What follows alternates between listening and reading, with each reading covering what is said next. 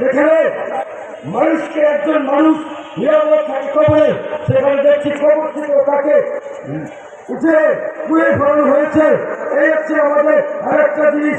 আর আজকে যে বন্ধুরা আজকে আবার জুলাইয়ের চ্যাম্পিয়ন দল দাবিতে যারা একদা সেই সময় কোথায় ছিল, সেই তাদের অস্তিত্ব কোথা থেকে ছিল, সেটা আমি ওদের সবার কাছে প্রস্তুত থাকবো।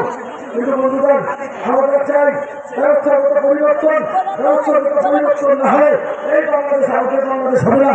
সবাইকে শুভেচ্ছা ও অভিনন্দন জানিয়ে লড়াই চালিয়ে থাক। সবাইকে সালাম ও শুভেচ্ছা।